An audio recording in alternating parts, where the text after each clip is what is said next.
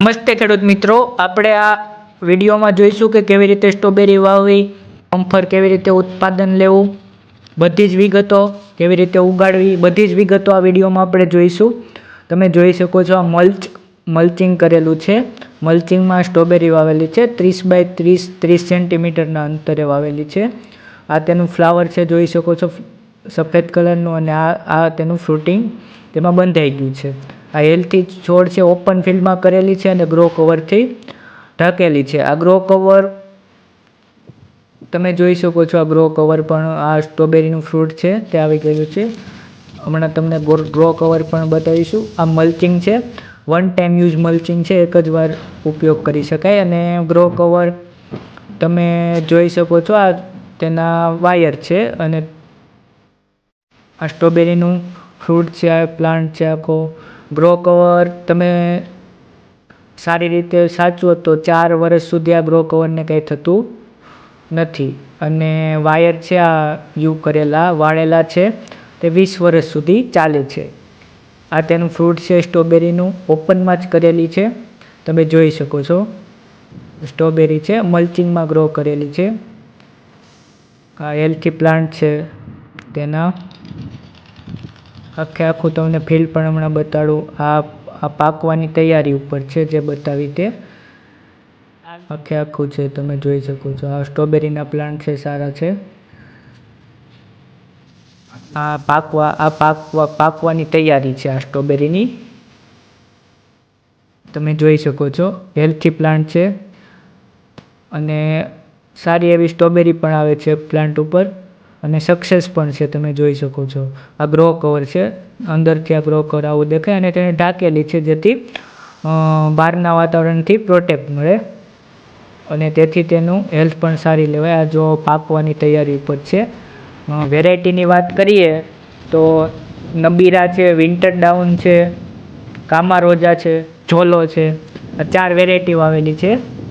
મલ્ચિંગમાં જ છે, એમાં વચ્ચે ડ્રીપર છે એટલે ડ્રીપથી પાણી પી જાય, અને ઝિગઝેગમાં વાવેલી છે, તમે જોઈ શકો છો. ઝિગઝેગમાં વાવેલી છે, સારી એવી છે. ઓપનમાં વાવેલી છે, જો ઓપનમાં, અને ઉપરથી ગ્રો કવરથી કવર કરેલી છે.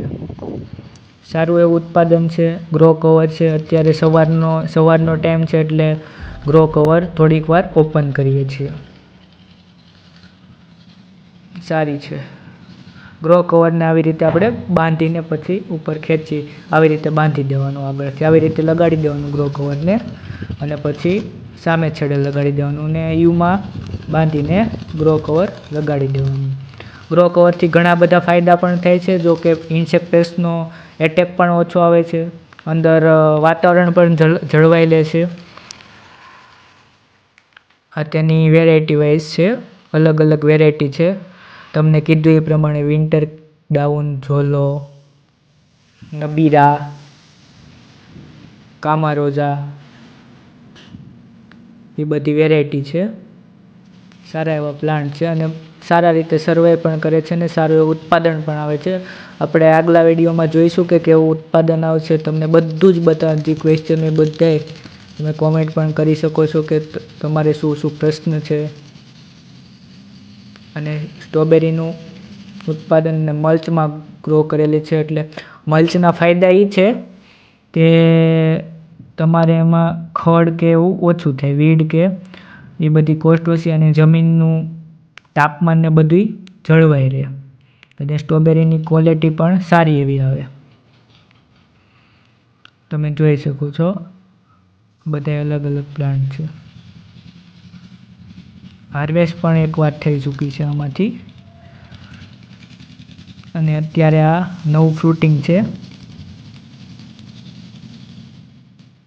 સારા એવા પ્લાન્ટ ગ્રો પણ કરેલા છે, ને સ્ટ્રોબેરીથી ખેડૂતની આવક પણ વધે અને સારો એવો પ્રોફિટ પણ કરી શકે. કહી શકો છો આવી રીતે તેની ખેતી કરીએ છીએ. આગલો સ્ટ્રોબેરીનો વિડીયો જલ્દીથી જ આવશે. ત્યાં સુધી કંઈ ક્વેશ્ચન કે હોય તો તમે પ્રશ્ન હોય તો પૂછી શકો છો, કોમેન્ટમાં લખી શકો છો.